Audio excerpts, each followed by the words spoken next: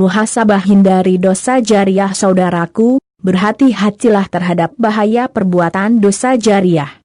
Rasulullah Shallallahu Alaihi Wasallam bersabda, siapa yang mengajak kepada kesesatan, dia mendapatkan dosa, seperti dosa orang yang mengikutinya, tidak dikurangi sedikit pun. Hadis riwayat Ahmad 9398, Muslim 6980. Berdasarkan hadits ini dapat kita pahami bahwa di samping ada pahala amal jariah, dalam Islam juga ada dosa yang sifatnya sama, dosa jariah.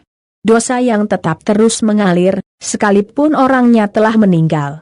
Dosa yang akan tetap ditimpakan kepada pelakunya, sekalipun dia tidak lagi mengerjakan perbuatan maksiat itu. Saudaraku, betapa menyedihkannya nasib orang seperti ini, di saat semua orang sangat membutuhkan pahala di alam barzakh, dia justru mendapat kucuran dosa demi dosa. Kita bisa bayangkan, penyesalan yang akan dialami manusia yang memiliki dosa jariah ini. Saudaraku, orang yang melakukan amal dan aktivitas yang baik, akan Allah Azza wa Jalla catat amal baik itu dan dampak baik dari amalan itu.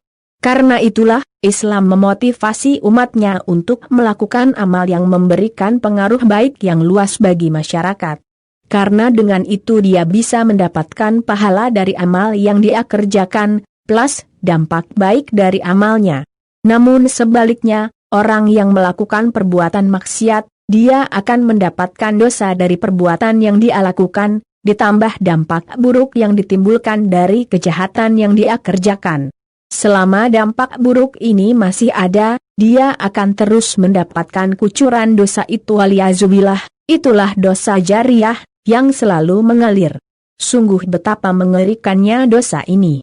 Mengingat betapa bahayanya dosa jariah ini, Rasulullah Shallallahu Alaihi Wasallam mengingatkan umatnya agar berhati-hati, jangan sampai dia terjebak melakukan dosa ini.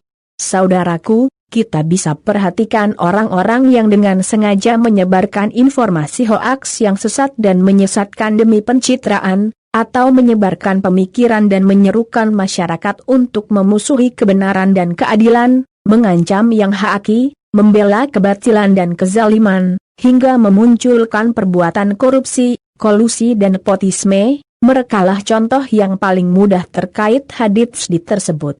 Sepanjang masih ada orang-orang sepemahaman yang mengikuti mereka, pelopor kemaksiatan, kezaliman dan pengikut pemikiran menyimpang, selama itu pula orang ini turut mendapatkan limpahan dosa, sekalipun dia sudah dikubur tanah. Merekalah para pemilik dosa jariah. Termasuk juga mereka yang menyerukan kemaksiatan, kezaliman, memotivasi orang lain untuk terbuat maksiat dan zalim, sekalipun dia sendiri sudah tidak melakukannya lagi, namun dia tetap mendapatkan dosa dari setiap orang yang mengikutinya.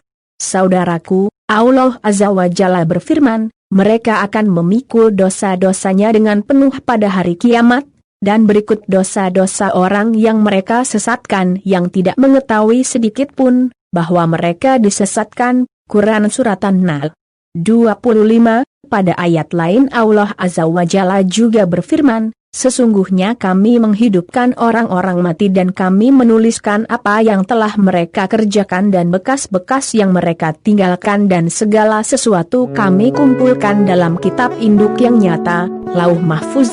Quran Surat Yasin 12. Semoga Allah Azza wa Jalla mengaruniakan hidayahnya kepada kita, sehingga kita tetap istiqamah senantiasa melakukan amal jariah dan menghindari perbuatan dosa jariah untuk meraih ridhanya. Amin ya Rabb. Wallahu a'lam bishawab.